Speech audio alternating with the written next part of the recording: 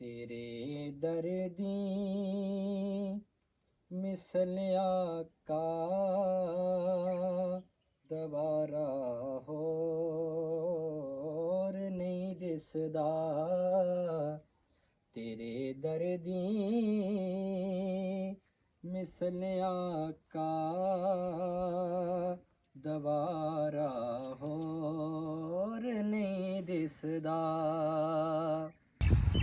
बिस्मिल्लाहिर्रहमानिर्रहीम। अस्सलाम वालेकुम। मैं मोहम्मद नवाज शरीफ ते तुसां तकने पे हमारा YouTube channel village life style secret. मैं उम्मीद करना तुसां सारे खैर खरीत नाल हो। अज जनाब अस आए हाँ एक दरबार पर। यह दरबार जनाब मंदरे तो 1 किलोमीटर अगे इच्छो गुजरखाना साइड पर बुच्चा स्टाप है जी। उसने सामने तुसें दरबार शरीफ मेन रोड पर नज़र आसी जी।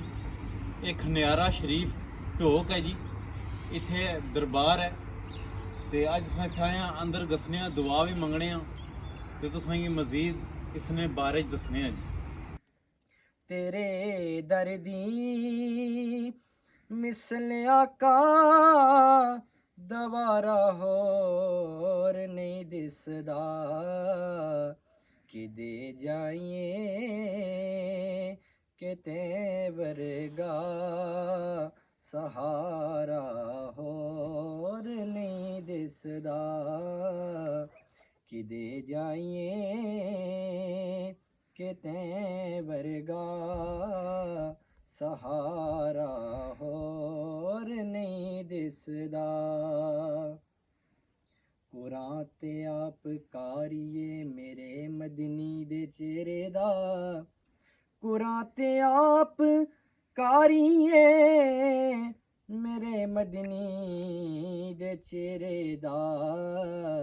कुरान भी एदे वर्गा सिपारा होर नहीं दिसदा। इत्थे 4 कब्र मुबारक ने।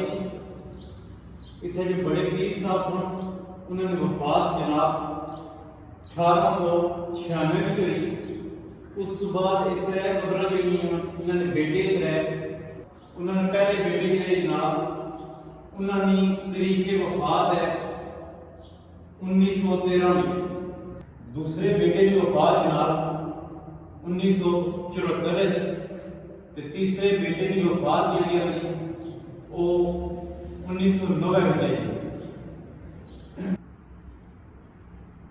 ये दरबार जनाब जो तमीर कराया 1988 में। ये अजीज बादशाह जो पीर सन जी तीसरे बेटे उन्हें कराया।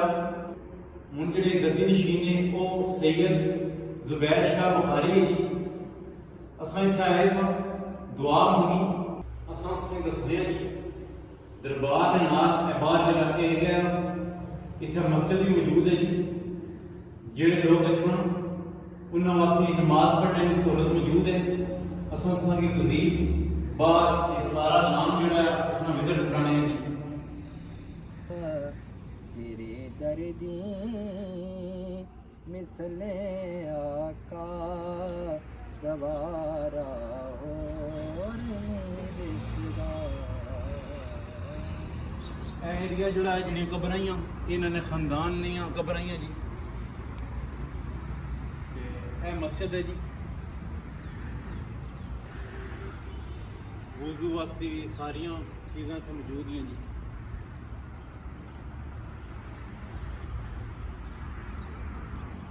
इत्थे उर्स मुबारक जी 3 दिहाड़े होना मार्च नहीं 29 तरीक 31 तरीक जी। असां उम्मीद करने तुसां कि असां वीडियो पसंद आई होसी। तुसां साड़ी वीडियो की लाइक करो, चैनल की सब्सक्राइब करो, बेल आइकन बटन ज़रूर प्रेस करो ताकि नवी असली वीडियो तुसें मिली सके। तुसां सारे मोहम्मद नवाज शरीफ की इजाज़त दो जी। अस्सलाम वालेकुम।